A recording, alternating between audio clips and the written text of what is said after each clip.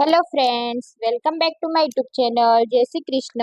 આજે આપણે બનાવીશું નાસ્તા માટે ફરસાણની દુકાનને ભૂલાવી દે તેવા આપણે ઈદડા બનાવીશું. તો ઈદડા આપણે બેટર સાથે જ ઘરે બનાવીશું.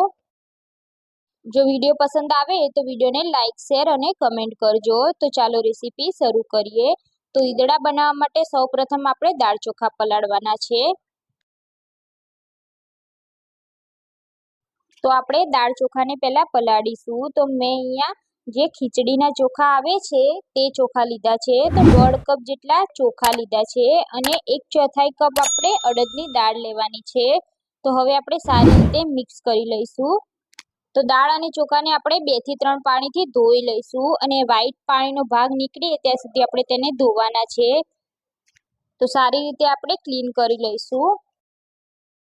તો દાળ ચોખાને આપણે 4 થી 5 કલાક સુધી આપણે પાણી નાખી અને પલાળી રાખવાના છે, જેથી આપણા દાળ ચોખા સોફ્ટ થઈ જાય. તો મેં અહીંયા 4 થી 5 કલાક દાળ ચોખાને પલાળવા મૂકી દીધા છે ઢાંકીને. તો લગભગ 5 કલાક જેવું થઈ ગયું છે અને આપણે દાળ ચોખા પલળી ગયા છે. તમે જોઈ શકો છો આપણા દાળ ચોખા સોફ્ટ થઈ ગયા છે. તો આ પાણી આપણે કાઢી દઈશું અને મિક્સર જારમાં આપણે આને પીસવાના છે. તો અહીંયા 1 કપ જેટલા આપણે પૌવા પણ પલાળી દઈશું સાથે સાથે. તો મિક્સર જારમાં આપણે દાળ ચોખાને એડ કરી દઈશું. તો સાથે સાથે આપણે પૌવાને પણ પલાળ્યા છે તેને એડ કરી દઈશું.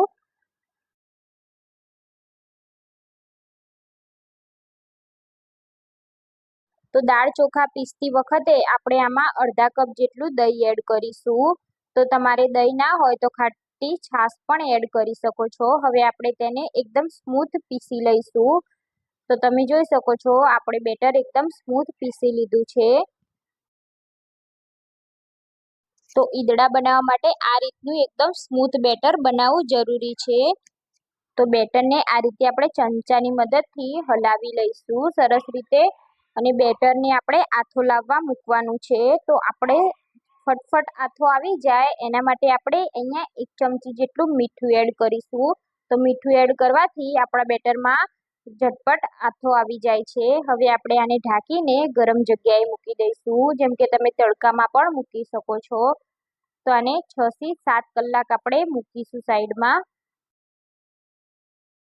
તો લગભગ 6 કલાક જેવું થઈ ગયું છે અને તમે જોઈ શકો છો આપણા બેટરમાં એકદમ સરસ રીતે આથો આવી ગયો છે. આપણું બેટર ફૂલી ગયું છે. તો આ રીતે આથો લાવવો ખૂબ જ જરૂરી છે. જો શિયાળો હોય તો આથો લાવવા માટે તમારે 10 કલાક જેવું રાખવું પડશે.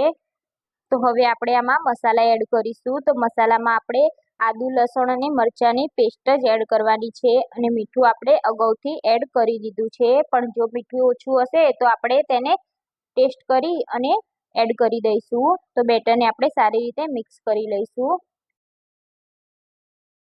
તો ઈદડાને આપણે સ્ટીમ કરીશું. તો એના માટે મેં અહીંયા ઢોકળાની પ્લેટમાં થોડું તેલ લગાવી અને પ્લેટને આપણે ગ્રીસ કરી લઈશું.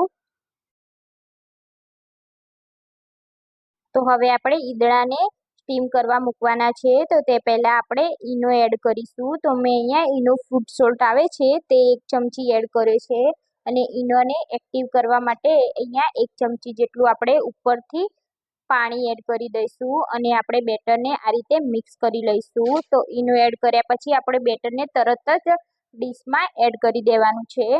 તો તમે જોઈ શકો છો આપણું બેટર એકદમ ફૂલી ગયું છે. તો હવે આપણે આને ડીશમાં પાથરી દઈશું. તો આ રીતે આપણે ડીશમાં પાથરી દઈશું. તો એક જ લેયરમાં આપણે બેટરને પાથરીશું.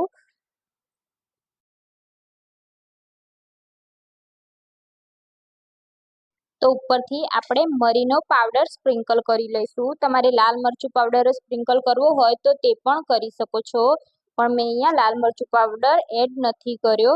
તો હવે આપણે આને સ્ટીમ કરવા મૂકીશું. તો મેં સાઈડમાં જ ઢોકળાનું સ્ટીમર મૂકી દીધું છે. એમાં આપણે ડીશ મૂકી અને એકદમ ફિટ ઢાંકણ ઢાંકી લગભગ આપણે 15 મિનિટ જેવું આને સ્ટીમ થવા દેવાનું છે. તો લગભગ 12 થી 13 મિનિટ જેવું થઈ ગયું છે. તો આપણે ચેક કરી લઈશું. તો આપણે ચક્કુની મદદથી ચેક કરીશું. તો આપણું બેટર અહીંયા ચક્કુ પર ચોંટતું નથી, એટલે આપણા ઢોકળા અહીંયા સ્ટીમ થઈ ગયા છે. તો હવે આપણે આને બહાર કાઢી લઈશું. તો થાળી ઠંડી થાય એટલે આપણે તેના પીસીસ પાડી લઈશું. તો અહીંયા તમારે જે પ્રમાણે પીસીસ પાડવા હોય તે પ્રમાણે પાડી શકો છો. તો આ રીતે આપણે પીસીસ કટ કરી લઈશું. હવે ચેક કરી લઈશું. તો તમે જોઈ શકો છો આપણા ઈદડા એકદમ સોફ્ટ બની ગયા છે. તમે જોઈ શકો છો એકદમ પોચા રૂ જેવા, એકદમ બહાર જેવા આપણા ઈદડા બન્યા છે. એવી જ રીતે આપણે બાકીનું બેટર વધ્યું છે તેને પણ આ રીતે થાળીમાં સ્ટીમ કરી લઈશું. તો આપણે ઈદડાનો વઘાર કરીશું. તો એના માટે મેં અહીંયા 4 ચમચી જેટલું તેલ એડ કર્યું છે. તો તેલ આપણે સિંગતેલ લેવાનું છે. સિંગતેલમાં ઈદડાનો વઘાર કરશો તો ખાવામાં ખૂબ જ સરસ લાગે છે. અહીંયા 1 ચમચી જેટલી આપણે રાઈ લઈશું.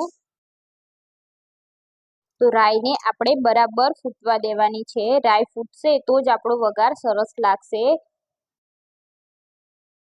તો રાઈ ફૂટે એટલે આપણે આમાં 1 ચમચી જેટલા તલ એડ કરીશું અને થોડાક એવા મીઠા લીમડાના પાન એડ કરીશું અને ગેસની ફ્લેમને બંધ કરી દઈશું. હવે આ વઘારને આપણે ઈદડા પર છાંટીશું. તો તમારે આ રીતે વઘાર ના કરવો હોય તો તમે ઢોકળાને ડાયરેક્ટ પેનમાં પણ વઘારી શકો છો. તો આ ઈદડાને તમે લસણની ચટણી કે પછી ગ્રીન ચટણી જોડે પણ સર્વ કરી શકો છો. મેં અહીંયા ગ્રીન ચટણી જોડે સર્વ કર્યા છે. તો ખાવામાં ખૂબ જ ટેસ્ટી લાગે છે. તો આ રીતે તમે પણ ઘરે જરૂરથી બનાવવાનો ટ્રાય કરજો અને મને કમેન્ટમાં તમારો અનુભવ જણાવજો. જો તમને મારા વિડીયો પસંદ આવતા હોય તો મારા વિડીયોને શેર કરો, લાઈક કરો, કમેન્ટ કરો અને મારી ચેનલને સબસ્ક્રાઈબ ના કરી હોય તો ચેનલને સબસ્ક્રાઈબ કરી લેજો. તો ફરી મળીએ આપણે નવી રેસીપી સાથે. Thanks for watching.